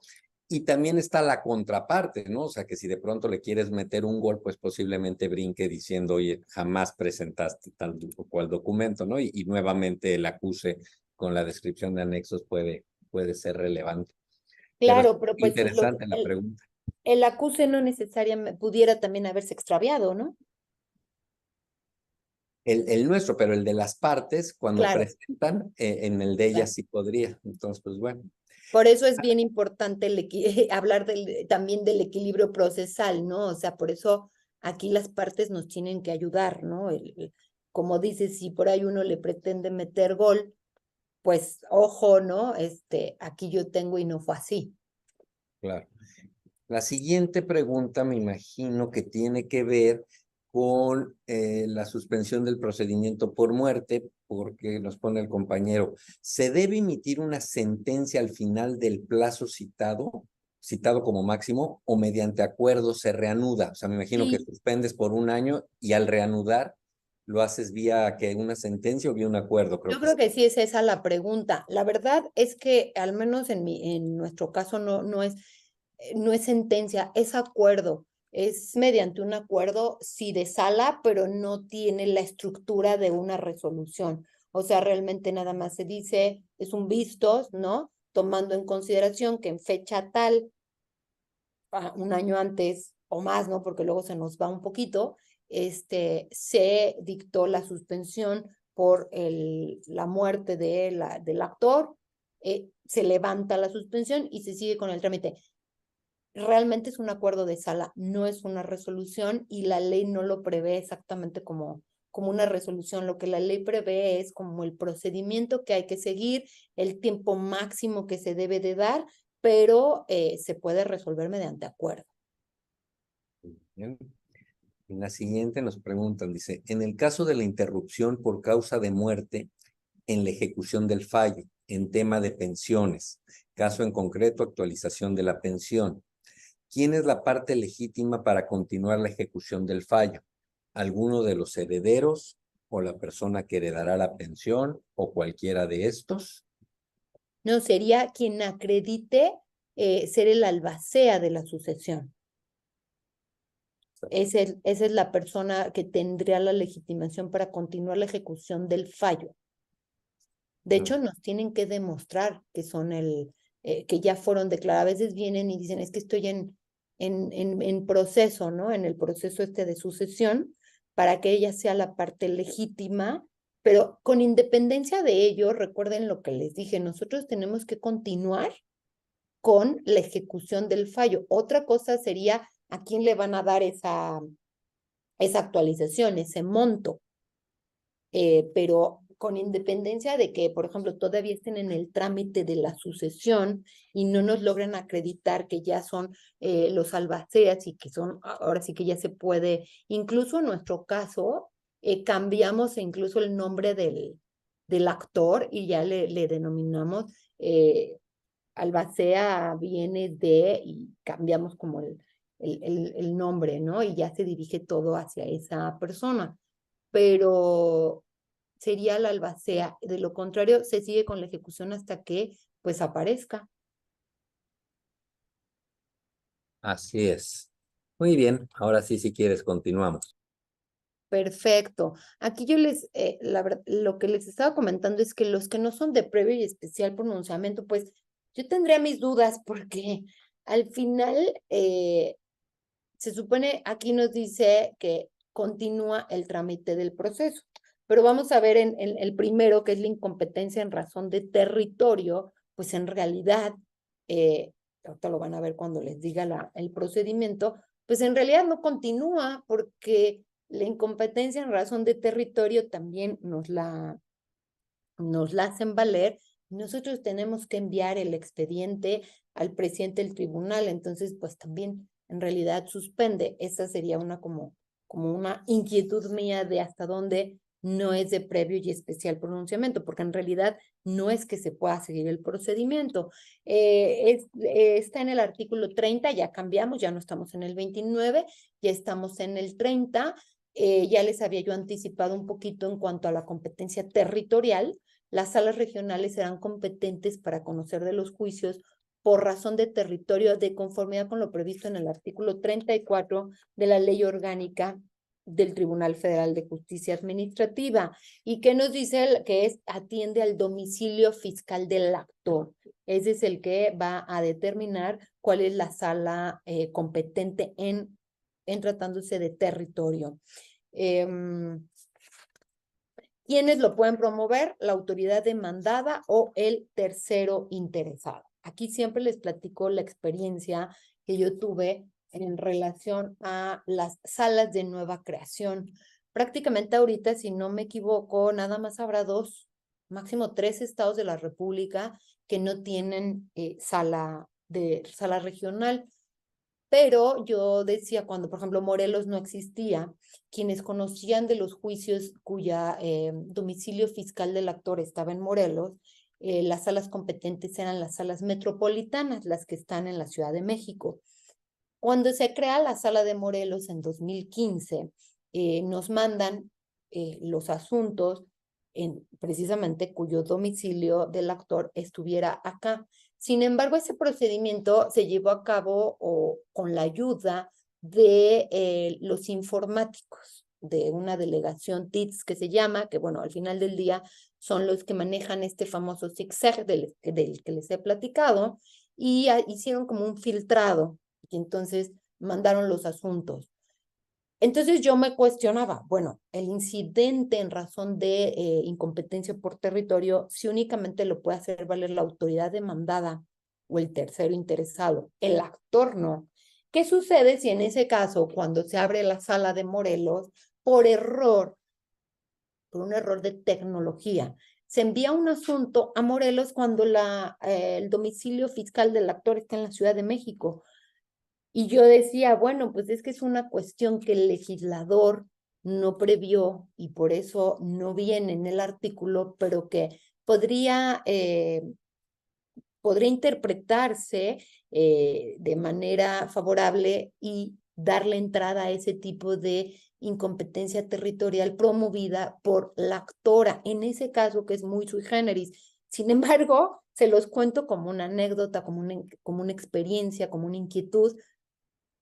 Yo sí le di entrada, la mandé y me dijeron que no, porque los únicos legitimados para promover el incidente de incompetencia territorial son la autoridad y el tercero interesado. Sin embargo, en este caso de las salas de nueva creación, a mí me parecía muy lógico y muy viable que un actor se doliera y dijera, espérame, o sea, es que mi domicilio está en la Ciudad de México, por eso lo presenté ahí. Y si resulta, y lo que llegó a suceder más comúnmente es que en ese filtrado tecnológico advertían que la autoridad era de Morelos y entonces lo mandaban, pero no dejaba de ser un error, porque la competencia se da en razón del domicilio del actor. Sin embargo, bueno, como les vuelvo a mencionar, esto nada más es una inquietud mía, pero volvemos a lo que dice la ley, que es lo que tenemos que acatar, y quienes la pueden hacer valer son únicamente la autoridad o el tercero interesado.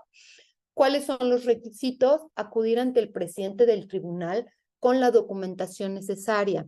Se turnará a la sección correspondiente a fin de que resuelva qué sala deberá conocer el juicio. Aquí es importante precisar que no necesariamente, y creo que las menores de las veces va a llegar directo al presidente del tribunal. Lo más común es que venga inmerso dentro del oficio de contestación a la demanda o en el escrito de apersonamiento del tercero, por lo que la sala del conocimiento deberá dar trámite a su petición remitiendo el incidente. Esto es lo que en la práctica sucede más comúnmente. Les leo aquí una jurisprudencia de la segunda sección que dice incidente de incompetencia por razón de territorio. Si la autoridad demuestra el domicilio fiscal del pensionado, debe atenderse a este y no al domicilio señalado en la demanda. Justamente de eso va a tratar el incidente de incompetencia territorial, de demostrar, la autoridad o el tercero van a tratar de demostrar que el domicilio del actor no es el que señaló en su demanda, sino otro, y que por eso debe de cambiar la sala de conocimiento. Ya creo que sería todo en cuanto a este. No sé si surgió alguna. Estoy No, viendo si tengo algún otro. No, realmente las jurisprudencias y todo que encontré, pues es esto del tercero, la autoridad. O uno interesante, obviamente, que nosotros los magistrados instructores no podemos recabar de manera oficiosa pruebas para conocer el domicilio fiscal del actor. Esta es una tesis 8-J-2S-86, que nos dice incidente de incompetencia por razón de territorio. El magistrado instructor del juicio vulnera el principio de equilibrio procesal si recaba de manera oficiosa pruebas o información para conocer el domicilio fiscal del actor. Esto evidentemente no lo podríamos hacer. Quienes tienen que demostrar su afirmación son la autoridad o el tercero interesado. Ahora sí, si hay alguna pregunta. No, no tenemos ninguna ahorita. Perfecto, gracias. Seguimos con el incidente de falsedad de documento. Está previsto en el artículo 36 de nuestra Ley Federal de Procedimiento Contencioso Administrativo. Se promueve por cualquiera de las partes cuando se sostenga la falsedad de alguna documental del juicio, así como promociones o actuaciones. Puede ser promovido hasta antes del cierre de instrucción. Se correrá traslado a la contraparte dando vista con el plazo de 3 días. Se podrán ofrecer pruebas pertinentes y se presentarán los documentos, los cuestionarios e interrogatorios de testigos y peritos, siendo aplicables las reglas de la prueba pericial. Si se sostiene la falsedad de un documento firmado por la contraparte, el magistrado instructor tiene la facultad de requerir a la parte respectiva para que estampe su firma en presencia del secretario, misma que se tendrá como indubitable para el cotejo. La ley nos dice, podrá el magistrado, cuando alguien objeta un documento, pues necesitaríamos, o lo más conveniente es que se le cite a la parte respectiva ante la sala para que frente al secretario estampe su firma y esta firma se tenga como indubitable. Es decir, se va a comparar esta firma que ante la presencia jurisdiccional está plasmando con el documento que estiman falso. Por regla general, el incidentista deberá acompañar el documento que considere como indubitado o señalar el lugar donde se encuentre, o bien ofrecer la pericial correspondiente. Si no lo hace, el magistrado instructor desechará el incidente. Es decir, siempre cuando uno promueve el incidente de falsedad de documentos, pues lo más idóneo es que ofrezca la pericial. Si no lo hace, pues no habrá materia para desahogar este incidente de falsedad. Su resolución es colegiada. Esto es importante. Ya habíamos comentado cómo hay incidentes que basta con acuerdo de sala, pero hay otros que sí se resuelven mediante una resolución con una estructura, ¿no? Como es esta falsedad de documentos, la resolución es colegiada. Todos los incidentes que hemos visto, si se fijan, se resuelven por sala o se envían por sala al presidente del tribunal y resuelve la sección. Es colegiada y resolverá exclusivamente sobre la autenticidad del documento y exclusivamente para los efectos del juicio en que se presente el incidente. Es decir, si se determina que un documento es falso, no se va a poder, no va a obtener, por así decirlo, efectos generales para todo lo que se quiera usar ese documento. Evidentemente, únicamente se declarará la falsedad exclusivamente para los efectos de ese juicio. Muchas veces objetan incluso la firma que calza el escrito inicial y si acredita la autoridad que esa firma no pertenece al actor, pues por lo tanto el juicio se debe de sobreseer. Eso ya como consecuencia de que al resolver el incidente de falsedad de documentos, se declara fundado. Y aquí me voy a saltar, a ver si mientras tenemos preguntas, porque ya estamos a punto de culminar con esta presentación, pasando a nuestro último tema, que es la facultad de atracción. Pero en el tema de incidentes hemos terminado y me gustaría saber si tienen alguna duda. Que pareciera que no. No, aparentemente no tenemos. No, bueno, de todas maneras, tendremos oportunidad al final, ¿no? Por si algo quedó por ahí Claro. corto, ¿no? Lo último, ya les había hablado de la facultad de atracción, que es cuando la sala superior, espérenme, es que no lo he hecho grande, ahí está. Está previsto en el artículo 48 de la Ley Federal de Procedimiento Contencioso Administrativo, 15 del reglamento interno de nuestro tribunal. Esta facultad es discrecional y se ejercerá caso por caso una vez que se haya determinado que se trata de juicios con características especiales. Cuando una sala advierte, puede ser de oficio, puede pedirlo a alguna de las partes, debe de uno de mandarlo a someterlo a consideración de sala superior para ver si ésta considera que sí reúne esas características para ejercer su facultad de atracción. En ese sentido, creo que es cuando dice que habla de la discrecionalidad. ¿Qué características son las especiales? Que sea de interés y trascendencia. En segundo hipótesis, cuando se trate de establecer por primera vez la interpretación directa de una ley, reglamento o disposición administrativa de carácter general, fijar el alcance de los elementos constitutivos de una contribución hasta fijar jurisprudencia, cuando se trate de resolver juicios que se promuevan contra resoluciones definitivas, actos administrativos y procedimientos que se funden en un tratado o acuerdo internacional para evitar la doble tributación o en materia comercial suscrita por México, o cuando el demandante haga valer como concepto de impugnación que no se haya aplicado a su favor alguno de los referidos tratados o acuerdos. Resalta que esta es facultad originaria de las salas especializadas en comercio exterior. Sin embargo, ante su relevancia, la sala superior puede ejercer su facultad de atracción. Corresponde a la Secretaría Operativa de Tecnologías de la Información y las Comunicaciones diseñar las herramientas tecnológicas que permitan identificar, de ser posible desde la presentación de la demanda o con el acuerdo de admisión de demanda, aquellos juicios con características especiales susceptibles de ser atraídos por el pleno jurisdiccional o las secciones de la sala superior. Entonces, ¿cómo lo identificamos?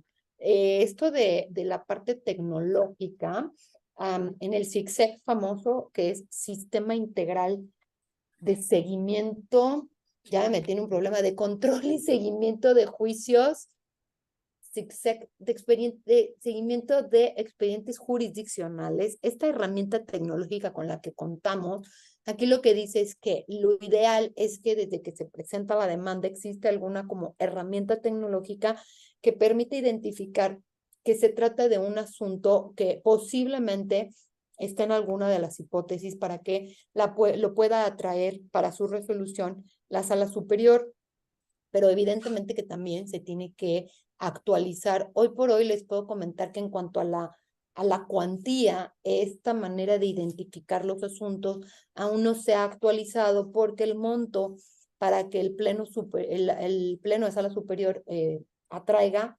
el asunto es de 200 millones de pesos. Y si no mal recuerdo, el sistema ahorita identifica de 100 millones.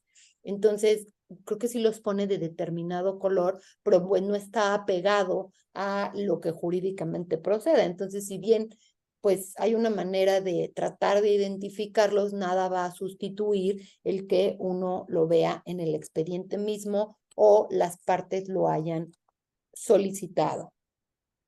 Entonces, bueno, finalmente, ¿cuáles son los asuntos de competencia exclusiva? Aquí está lo que les comenté, la cuantía. Este es un acuerdo, el acuerdo es del Pleno General 19 de 2019, que es el que establece la nueva cuantía, que será competencia exclusiva de sala superior.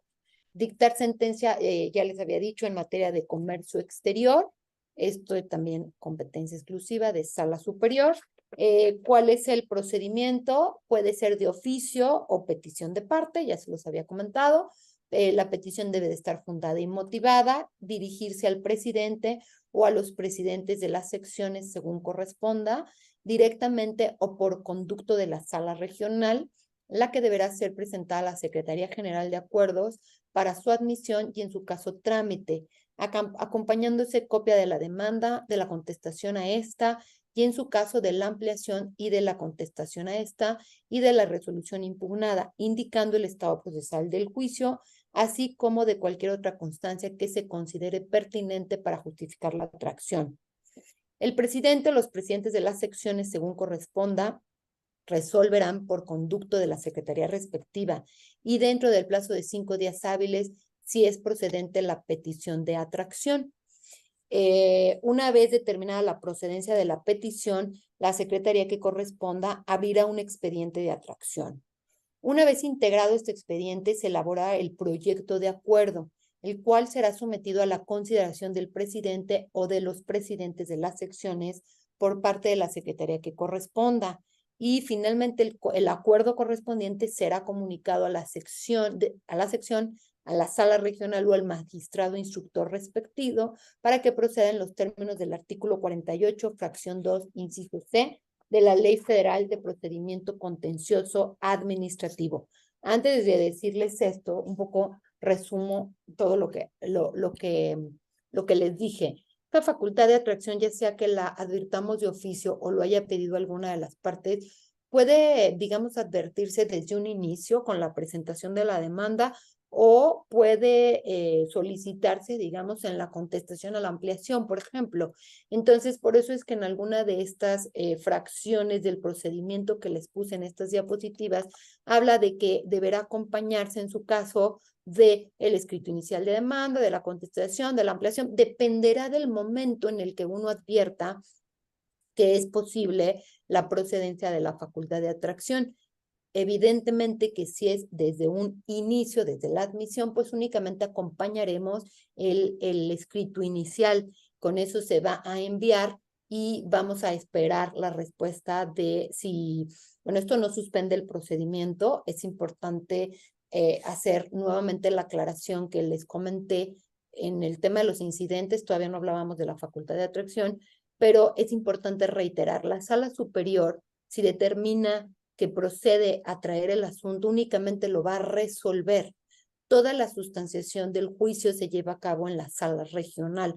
Por eso es que si se advierte que pudiera proceder la facultad de atracción y se envía siguiendo estos pasos, de todas maneras nosotros de manera paralela vamos a seguir instruyendo el juicio. Entonces, bueno, esto se los quería comentar. Esta última parte que dice, digamos, si la sección determina que sí procede la atracción, nos lo hace del conocimiento a la sala o al magistrado instructor y este deberá actuar en los términos del artículo 48, fracción 2, inciso C, de la Ley Federal de Procedimiento Contencioso Administrativo. Y esto es que le va a notificar de manera personal este acuerdo y lo va a notificar de manera personal. Es una de las hipótesis en las que tiene que notificarse de esa manera y tiene que requerir a las partes para que señalen domicilio en la Ciudad de México, así como para que designen persona autorizada y delegados para recibir las notificaciones, con el apercibimiento que de no hacerlo, la resolución y las actuaciones diversas que dicte la sala superior le serán notificadas en el domicilio que señale en autos. Es muy importante este paso que tenemos que hacer una vez que nos avisan que sí procede a traer el asunto, porque si no puede estimarse que se viola el procedimiento. Esto es, una vez, esto ya no viene en las diapositivas, eso es la manera de, se los cuento, una vez que nos informan que procede la facultad de atracción, nosotros vamos a continuar instruyendo el juicio, pero una vez que se cierre la instrucción y previo a enviarlo a sala superior, es la obligación de cada magistrado y también existe por ahí algún acuerdo específico que nos obliga, si bien todos los juicios tenemos que checarlos y no cometer ninguna violación al procedimiento, eso en cualquiera. En estos que se van a la sala superior hay que poner como especial énfasis porque de las primeras cosas que va a revisar la sala superior es el procedimiento. Antes de ponerse a estudiar el fondo del asunto, antes de llegar a la resolución, evidentemente van a revisar que el procedimiento se haya seguido conforme a cada una de las etapas que debieron seguirse, pues de lo contrario no lo regresarían para subsanar cualquier tipo de violación procesal que se advierta. Por eso todas y cada una de las etapas son importantes, pero esto de notificar el acuerdo en donde la sala superior declaró procedente la facultad de atracción, debe de seguir esta regla, notificarse personalmente, debe de requerirse un domicilio en la Ciudad de México y con el apercibimiento correspondiente. Finalmente les menciono dos jurisprudencias que me parecieron, una es jurisprudencia y otra es un precedente. Sala superior dice violaciones procesales previo a la remisión del expediente a la sala superior. La instrucción debe revisar su completa y debida sustanciación. Es a lo que me refería de que al final también ya emitieron un acuerdo específico en donde tenemos que revisar incluso el foliado, el cosido del expediente, debe de ser todo muy riguroso. Y el precedente, que me pareció muy atinado, dice, la facultad de atracción, la notificación de su ejercicio a las partes constituye un impedimento para que la sala regional o el magistrado instructor sobresean el juicio. ¿Qué significa esto? Por ejemplo, y aquí vamos a mezclar probablemente con este ejemplo uno de los incidentes que vimos con esto de que quien resuelve una vez ejercida la facultad es sala superior. Por ejemplo, ¿a qué se refiere? Si dentro de la tramitación que lleva a cabo la sala regional se promueve un incidente de falsedad de documentos y se acredita que es falsa la firma que calza la demanda, como yo les había mencionado, pues entonces ese incidente va a ser fundado y en consecuencia procedería el sobreseimiento en el juicio. Este precedente, y además, bueno, pues esto es por ley, nos prohíbe a la sala o al magistrado instructor resolver ese sobreseimiento, aunque sea clarísimo que se va a sobreseer, estamos impedidos para hacerlo. ¿Por qué? Porque efectivamente o precisamente la sala superior ya dijo que procedía la facultad de atracción y solo y únicamente ella será la facultada y competente para emitir la resolución, aunque se trate de una resolución de sobreseimiento con motivo de lo fundado de un incidente de falsedad de documentos planteado durante la tramitación del juicio. Hasta aquí sería todo por mi parte. Espero no haberlos llenado de más dudas, de haberles aclarado un poco esta parte del procedimiento contencioso administrativo antes de que pasen a la sentencia propiamente, que creo que es el siguiente módulo que les toca. Esta es la parte de los incidentes y pues finalmente quedo a sus órdenes para cualquier duda que siga existiendo. Muy bien, gracias, Pilar. Un par de preguntas aquí con el tema del incidente de falsedad. En uno nos dice, si se prueba que un documento es falso, ¿el tribunal oficiosamente puede dar vista a la fiscalía? No, la verdad es que en una clase pasada me hicieron la misma pregunta y hasta donde yo tengo entendido, no. No. Y, o sea, finalmente aquí aplica lo que les dije. Esa falsedad de documento nada más va a ser aplicable para ese asunto. No, si lo viéramos como poderlo denunciar, entonces le estamos dando los efectos que no tiene, que sería como efectos generales. Quizás lo están diciendo como si fuera un delito de precisamente como de haber falsificado un documento, pero no tiene que ver con la materia penal. Esa sería como mi opinión al respecto. Ok, el siguiente nos dice, ¿el escrito de demanda como documento privado que es también puede ser objeto del incidente de falsedad de documento? Sí, claro, porque al final del día eh, es un documento privado, pero que debe de acreditar el interés jurídico de quien lo está presentando, la autenticidad, la autoría de quien está instando precisamente al tribunal en el juicio de nulidad. Entonces, claro que es este objeto del incidente de falsedad de documentos. De hecho, yo creo que un alto porcentaje de los incidentes de falsedad de documentos son respecto del escrito de demanda. Muy bien. Y la siguiente, a ver si me ayuda porque no entiendo muy bien a qué se refiere. Dice, entonces no es obligatorio notificar a las autoridades en su domicilio oficial ante la falta de señalamiento procesal en el domicilio donde se tramita el juicio. A ver, entonces,